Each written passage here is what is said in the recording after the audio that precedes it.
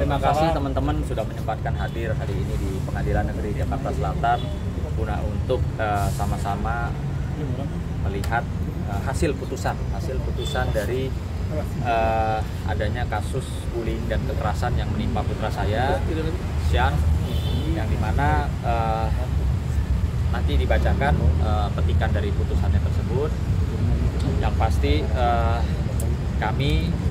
saya selaku orang tua dan putra saya juga bersyukur alhamdulillah bahwa perjalanan kasus yang bisa dikatakan panjang ini akhirnya kita sudah sama-sama mendapatkan keadilan dengan diputusnya anak tersebut bersalah. Tapi puas nggak sih Bang dari Abang sendiri hasilnya sendiri tadi? Gini, kalau bicara puas atau tidak puas ya tentunya kita tidak bicara spesifik seperti itu. Saya bicaranya hanya menuntut keadilan. Kalau bicara puas nggak puas, itu nanti bisa banyak faktor-faktornya. Nah, untuk hal itu mungkin bisa ditanyakan langsung kepada putra saya yang mengalami. Kalau ditanya puas nggak bapaknya hasil putusannya begitu, tentunya ya kalau seorang bapak, apalagi saya orang hukum, tentunya kan kepinginnya semua berkeadilan. Gitu loh. Masalah tinggi rendahnya putusan, ya tentunya kita sama-sama tahu lah. Yang penting berkeadilan dan sesuai dengan itu. Bang, diputus bersalah spesifiknya apa Pak? Iya, nanti mungkin boleh hasil putusannya Bang, bisa bacakan. Baik, teman-teman, ini hasil putusan hari ini ya. Mengadili menyatakan anak Muhammad Nur Bagaskoro alias Agus terbukti secara sah dan meyakinkan bersalah melakukan tindak pidana kekerasan terhadap anak. Inilah menjadi sebuah acuan hari ini putusan untuk bagaimana mengedukasi dan ke depan supaya anak-anak ketika di sekolah tidak boleh melakukan sebuah perbuatan yang sama. 2. Mengajukan pidana terhadap anak Muhammad Nur Bagaskoro alias Bagus dengan pidana berupa pelatihan kerja selama satu bulan, ya, selama 1 bulan di Lembaga Rehabilitasi Perlindungan Sosial Sentral Mulia Jaya, Jakarta. 3. Menetapkan barang bukti berupa 1. Unit flash disk merek Sandik 16 GB berisikan rekaman video CCTV. 1. Unit flash disk berisikan rekaman video CCTV terlampir dalam berkas perkara. 4. Membebankan kepada anak untuk membayar biaya perkara sebesar Rp2.000. Demikian putusan pada hari Kamis tanggal 7 Maret 2024 oleh Agus Tanco Mahendra SH sebagai hakim pada Pengadilan Negeri Jakarta Selatan dan diucapkan dalam sidang terbuka untuk umum pada hari dan tanggal itu juga dengan dibantu oleh Abdul Somad SH MH Panitera Pengganti pada Pengadilan Negeri Jakarta Selatan secara dihadiri oleh alias Nur Aisyah SH MH penuntut umum dan anak pelaku didampingi oleh penasehat hukum. Panitera Pengganti Abdul Muhammad SH MH, Hakim Ketua Agus Tanco Mahendra SH. Saya mungkin merasa adil nggak sih dengan putusan tersebut? Ya, alhamdulillah saya bersyukur saya telah mendapatkan keadilan. Bang Sinan, kalau nggak salah sebenarnya ada perjanjian tertulis dari orang tua pelaku. Iya. Itu Jadi gini. Jadi setelah hari ini Sian mendapatkan keadilan yang kami rasa juga ya sudah cukup lah ya. Karena dari awal memang kami tidak ingin menzolimi yang berlebihan ya, atau ingin memberikan hukuman yang berlebihan.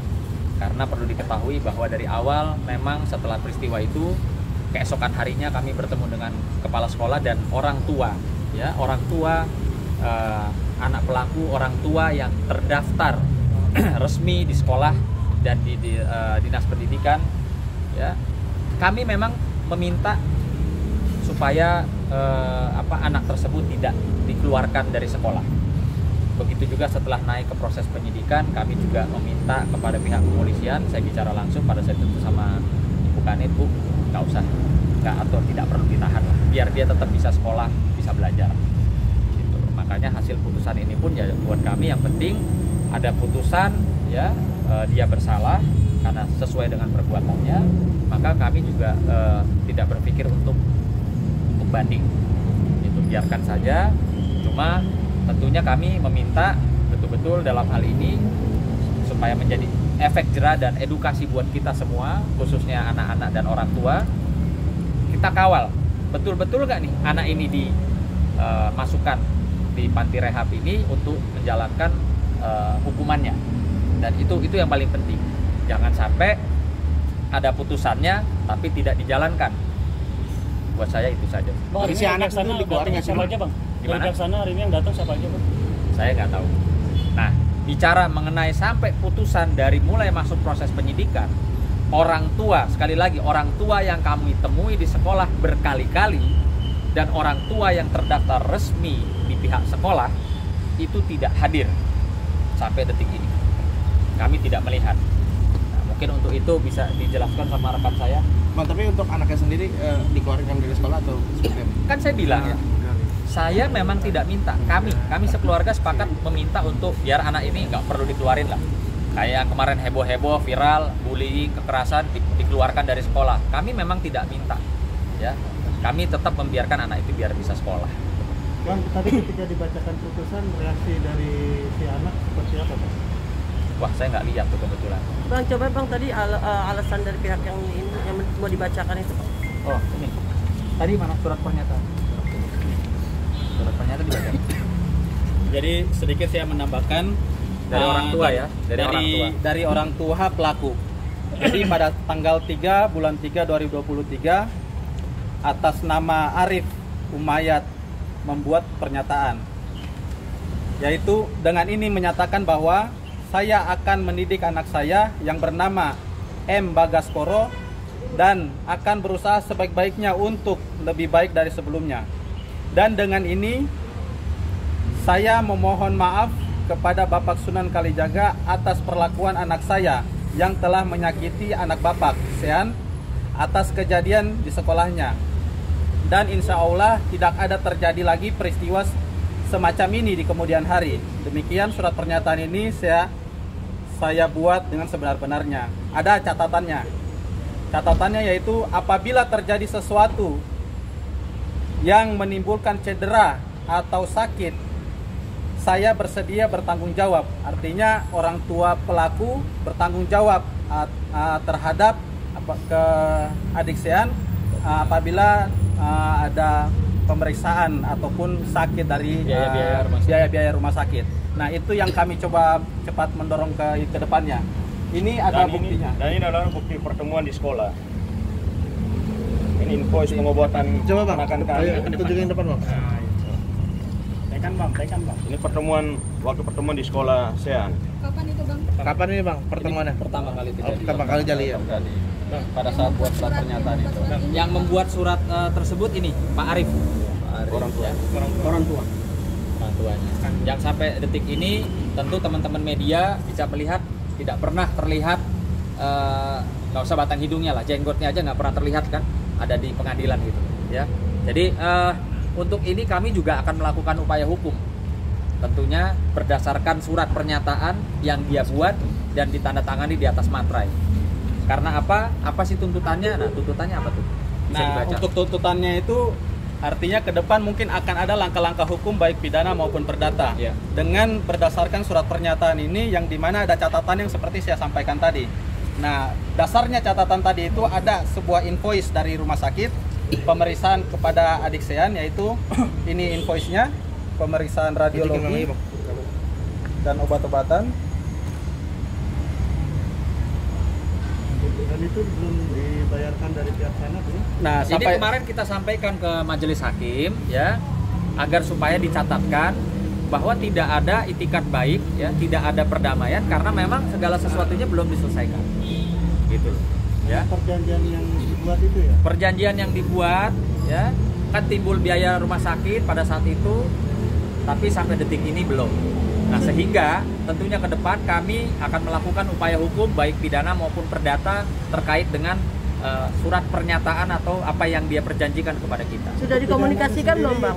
Sudah dikomunikasikan? Kami sudah menyampaikan ke pihak wali kelas pada saat itu. Ada terlampir buktinya, kami sudah sampaikan. Bahkan saya sudah mengkonfirmasi kepada wali kelas daripada anak pelaku, ya. Saya tanya, Pak Guru sudah sampaikan itu invoice-nya ke orang tua pelaku? Sudah, Pak. Apa jawabnya? Tidak ada jawaban. Ini saya mengutip pernyataan dari wali kelas anak pelaku. Dan di sini juga kami mau menanyakan sesuatu hal yang mungkin saja atau dapat dimungkinkan kami melakukan upaya pelaporan pidana tentang memberikan keterangan palsu dan menghilangkan asal usul. Mungkin Mbak Nuning bisa sampaikan, Mbak. Jadi bisa kita sampaikan di sini, ini kan ada data yang konkret yang masuk ke Dikti bahwa atas nama Muhammad Nur Bagaskoro ini ibu kandungnya Mona Lisa. Jadi udah ada bukti di sini yang masuk ke Dikti, ibu kandungnya ini Mona Lisa ini. Silet turun. Iya, turun. Naikkan jelas di sini. Kalau di sini sudah data masuk ke Dikti seperti itu dan mereka memungkirin bahwa mereka bukan ibu kandung dan ayah kandung, ya bisa kita pastikan kita akan tempuh upaya hukum pidana untuk memberikan keterangan palsu. Artinya putusan hari ini pengaruhnya dengan ini seperti apa? Pengaruhnya kalau pengaruhnya nggak ada ya, kan sesuai putusan ini tadi kan sesuai pasal 80 Junto, pasal 80 ayat 1 Junto, pasal 76 huruf C Undang-Undang Nomor 35 tahun 2014 tentang Undang-Undang Perlindungan Anak. Jadi sudah jelas, putusannya sudah jelas, sudah ada petikan putusan yang tadi dibacakan oleh rekan Abi juga. Dari sini kita juga akan menempuh upaya hukum pidana.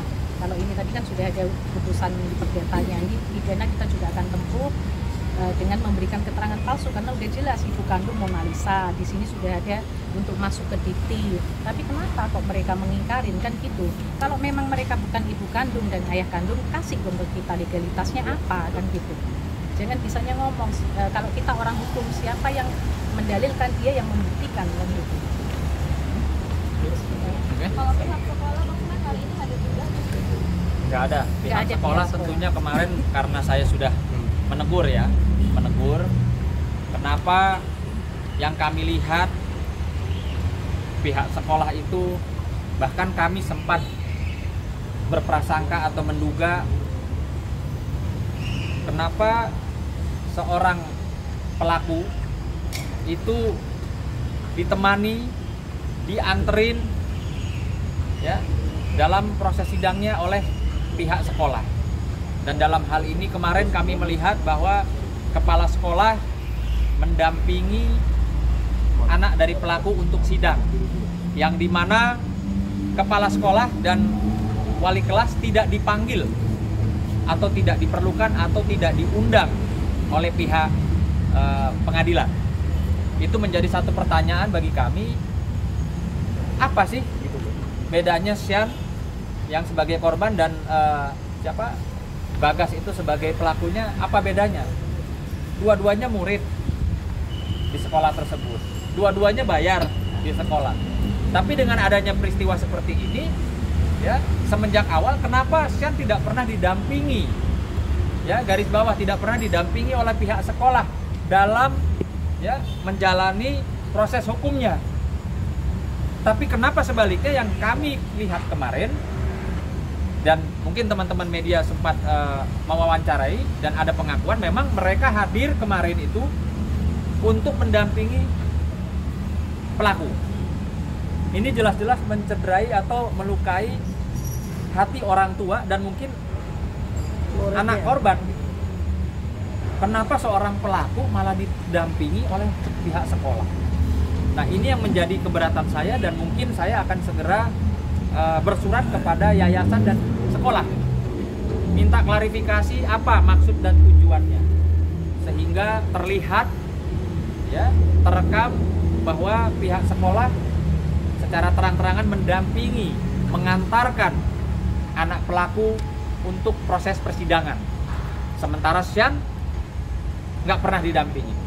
Sian, ayah mau tanya, kamu pernah nggak didampingin sama pihak sekolah untuk pergi ke sidang sini? Tidak pernah.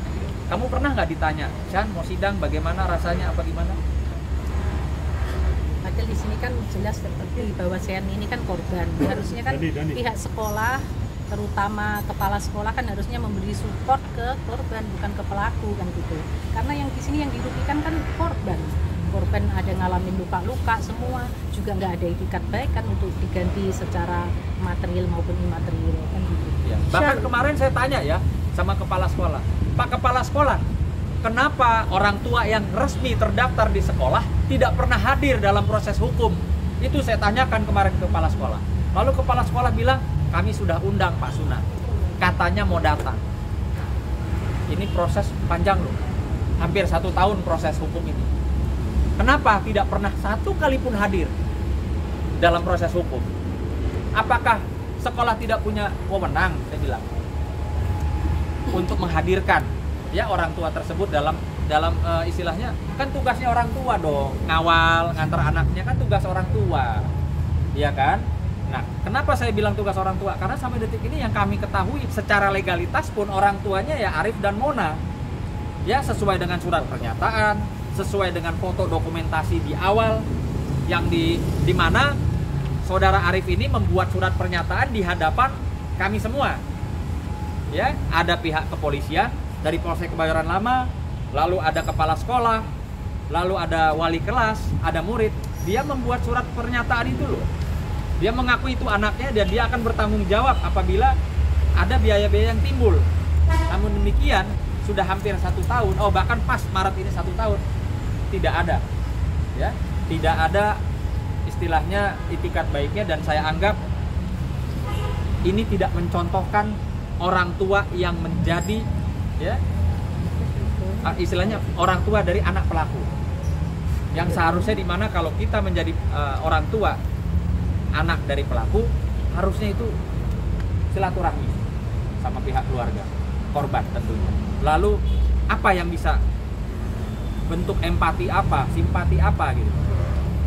Nah, ini yang kami tidak rasakan. Bang, menjadi sebuah pertanyaan nggak sih bahwa sebenarnya orang tuanya ini siapa sih gitu? Iya, ini makanya kami akan lakukan upaya hukum. Kalau mereka bilang, kalau si Arif sama Mona bilang itu anak angkat, tapi fakta hukumnya tercatat loh, ibu kandung ya Mbak? Iya, ibu kandung. Tolong dibacain aja, ibu kandung itu. Ini kami dapat verifikasi dan validasi loh. Tertulis ibu kandung. Sekarang dia bilang ceritanya dia bukan ibu kandung, itu anak angkat. Nggak apa-apa, kita ikutin ceritanya. Kita minta mana pengangkatannya secara hukum. Karena mengangkat seorang anak itu juga pakai aturan hukum. Ada penetapan. Ya. Dan lalu kemarin ada figur katanya ini orang tua aslinya yang ini loh. Kita ini orang hukum semua. Mana legalitas? Gitu. Nah, Sian sendiri sejauh ini seperti apa? Kamu masih sekolah di tempat yang itu atau gimana? Seperti apa? Apakah ada diskriminasi dari guru atau dari teman-teman juga nggak sih? Enggak. Sampai sejauh ini mereka sudah baik-baik aja atau gimana? Nah, ini kemarin ada orang tua dari orang tua murid dari sekolah yang sama menyampaikan kepada kami, ya, ada dugaan, sekali lagi saya katakan ada dugaan, ya, bahwa pihak sekolah khususnya salah satu oknum, ya, dari sekolah tersebut menyampaikan hal-hal yang tidak semestinya, sehingga membuat putra saya setelah kami tanya merasa tidak nyaman. Artinya apa ini sekolah nih kalau kayak begini? Dia mendampingi si pelaku, dia membuat anak saya jadi tidak nyaman di sekolah. Ini apa maksudnya gitu? Apa? Karena selama ini kami juga baik sama sekolah loh. Kami tidak pernah memblow up di mana tempat TKP atau di mana apa nama sekolahnya, nggak pernah. Ya, tapi karena memang kami sudah posisinya terpaksa, ya kami bicara ya sesuai dengan fakta bahwa TKP-nya ada di sekolah ini. Tentunya kami juga akan melakukan upaya-upaya hukum. Jadi tidak berhenti sampai di sini saja ya. Gitu loh. Kami akan lakukan upaya baik perdata maupun pidana Dan dari sisi manapun ketika kami melihat ini bisa kita laporkan, pasti kita akan lapor. Ya, supaya menjadi ada titik terang ya Bang. Iya dong, mesti kejelasan. Muncul dong. Bawa legalitas, bawa pengacara. Iya kan? Sesuai nggak dengan apa yang disampaikan, sesuai nggak dengan legalitasnya gitu. Dia bilang anak angkat, mana bukti pengangkatan? Dia bilang anak kandung, mana buktinya? Kan begitu. Rencananya kapan Bang? Minggu ini atau minggu depan? Ini sedang kita persiapkan. Sedang kita persiapkan segala sesuatunya, sedang kita kaji ya. Apakah memang ini masuk dalam ranah pidana atau hanya masuk perdata? Tapi yang pasti ya kami akan terus telusuri gitu. Tidak tinggal diam ya. Tidak tinggal diam menelan bulat-bulat percaya dengan apa yang disampaikan oleh pihak mereka. Bang, terakhir dari saya, sang istri Ibu Sen gimana Bang? Langsung ngomong telepon pas putusan itu, responnya gimana Bang? Kemarin sempat nangis terus. Iya, yang pasti tadi kami datang bersama ya. Ya istri sih pada prinsipnya juga ya sudah. Yang penting Sian sudah mendapatkan keadilan, anak tersebut sudah diputus bersalah, ya. Dan masalah hukuman itu buat kami tidak persoalkan. Tapi mungkin pelaksanaannya kami akan minta betul-betul dilaksanakan. Jangan diputus tapi tidak dilaksanakan gitu hukumannya. Karena ini jujur ya, saya bilang dari awal, Sian ini bukan hanya untuk kita, ya. Edukasinya adalah untuk semua, baik orang tua yang anaknya menjadi pelaku, baik orang tua yang anaknya jadi korban. Jadi tahu harus bagaimana, ya. Dan perlu diketahui bahwa kalian tidak perlu merasa takut atau khawatir, ya, bapak-bapak, ibu-ibu, ketika anaknya jadi korban. Waduh, prosesnya akan panjang, akan lama. Waduh, saya berhadapan dengan pejabat, saya berhadapan dengan public figure. Tidak perlu takut, ya. Orang tua tuh bahasanya kalau buat anak siap mati. Nah itu aja. Jadi nggak usah berpikir prosesnya seperti apa, gitu. Yang pasti kita bersyukur hari ini ada putusan bersalah, ya, dan harus menjalankan putusan tersebut. Hukumannya kita akan sama-sama kawal. Ada rencana pembinaan sekolah Ada rencana pembinaan sekolah Sian? Enggak ada, kan dia memang sudah mau masuk SMA, sudah diterima di SMA. Oke. Oke, Pak.